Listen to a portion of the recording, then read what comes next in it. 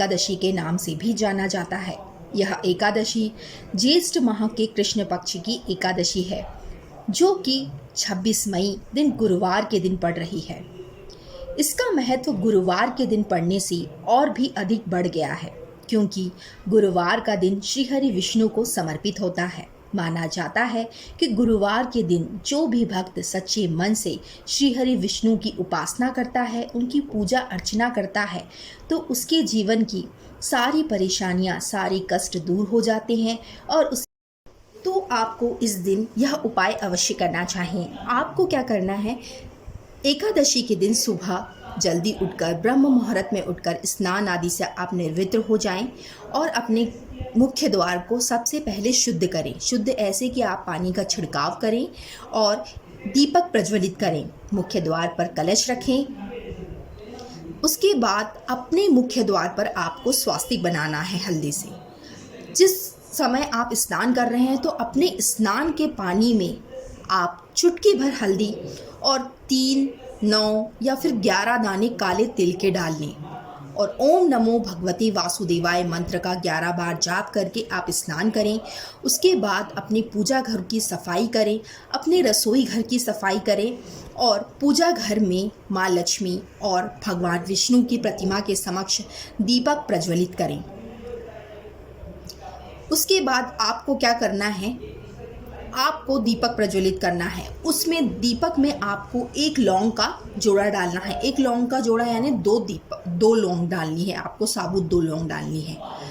उसके बाद आप सूर्य भगवान को जल अर्पित करें। सूर्य भगवान को जब आप जल अर्पित करेंगे तो उस कलश में आपको चुटकी भर हल्दी और कुछ दाने काले तिल के डालने हैं। सूर्य भगवान से प्रार्थना करनी है कि आपका दिन मंगलमय हो और 7 परिक्रमा लगानी है। उसके बाद तीसरा काम आपको यह करना है कि 1 लोटे जल में आपको चुटकी भर हल्दी, थोड़े से काले तिल पीपल के वृक्ष में अर्पित करना है और पीपल के वृक्ष में दीप प्रज्वलित करना है। आप सरसों के तेल का भी दीपक जला सकते हैं या फिर घी का भी दीपक जला सकते हैं, आपकी जैसी भी श्रद्धा हो। आपको यह 3 कार्य करने हैं। आपका कोई भी कार्य हो वह सफलतापूर्वक पूर्ण होगा, आपकी कोई मनोकामना हो वह भी पूर्ण होगी और आपको हर परिस्थिति में विजय की प्राप्ति होगी। क्योंकि यह दिन महासंयोग है, गुरुवार का दिन है, इसलिए आपको इस दिन यह उपाय अवश्य ही करने होंगे। अगर आप इन उपायों को करते हैं तो आपके जीवन में सकारात्मकता आएगी, घर में सुख शांति आएगी, सुख शांति का माहौल होगा, घर कलेश खत्म होगा और घर में माँ लक्ष्मी का स्थायी रूप से वास होगा। माँ लक्ष्मी स्थायी रूप से आपके घर में वास करेगी।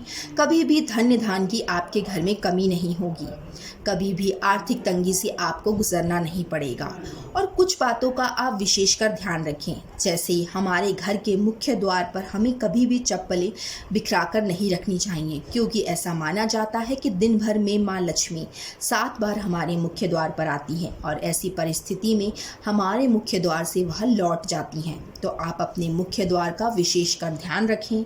साथ में अपने पूजा घर का ध्यान रखें कि पूजा घर में अनावश्यक वस्तुएं ना हों, माचिस की जली हुई तीलियां ना हो, अनावश्यक रूप से कोई भी वस्तुएं ना हो। रसोई घर में झूठे बर्तन ना हो, रात के समय झूठे बर्तन नहीं होने चाहिए। कढ़ाई और तवा उल्टा नहीं रखा होना चाहिए और घर की लक्ष्मी यानी झाड़ू कहीं भी ऐसी ही नहीं होनी चाहिए, क्योंकि ऐसा माना जाता है कि अगर हमारे घर की झाड़ू किसी बुरी नज़र में आती है तो हमारे घर में नकारात्मक ऊर्जा का वास होता है। इसलिए कुछ बातों का आप विशेषकर ध्यान रखें और एकादशी के दिन इन उपायों को अवश्य ही करें, जिससे आपके जीवन में भी खुशियाँ आएँ।